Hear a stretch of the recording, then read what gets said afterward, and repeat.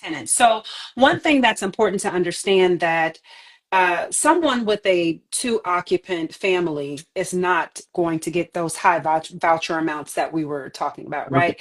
So what I want to make clear is that the higher the voucher amount means the higher the family size. Hmm. Okay. Now go with me here. I had this example, and this house property is still sitting on the market. It's a brand new construction home over in Sunterra. Okay. They went to market, I want to say maybe 3,000, maybe 3,300, and eventually the price came down because it wasn't moving. Well, I got introduced to this realtor and she said, "Hey, we're going to consider Section 8 with your assistance. We'd like to, consider Section 8." Now, by this time the house is I think 2850, okay? I brought them someone $4,000. You're kidding me. There's more. Okay, $4,000. The owner, and this is such, we learn from everything, right? The owner didn't want to proceed because he said, now this is a 5 bedroom home. And realistically, I mean, you think about it, okay, if it's a 10-person family, yes, that's a lot of people, but typically the higher the occupants, the more money they get, right? Which is why this voucher paid 4,000. Okay. So he for a 5 bedroom home was he did not want 10 people in his home. He said he cited wear and tear, and he didn't want this family in his home.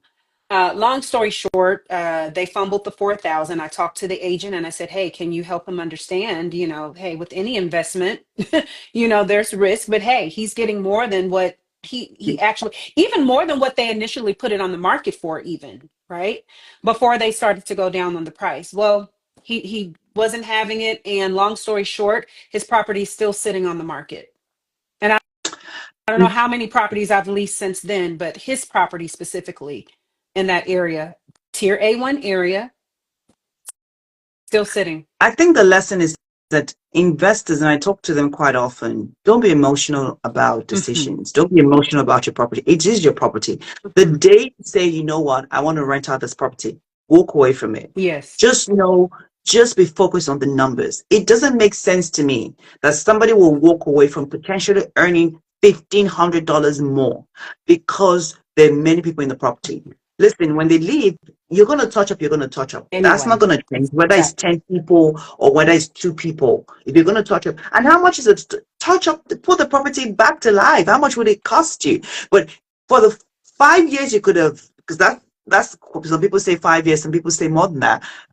You could have earned literally 15,000. I mean, let me do a quick math. You could have paid your mortgage off. You could have earned like 80,000 or $100,000 in the 5 years extra after paying all the expenses.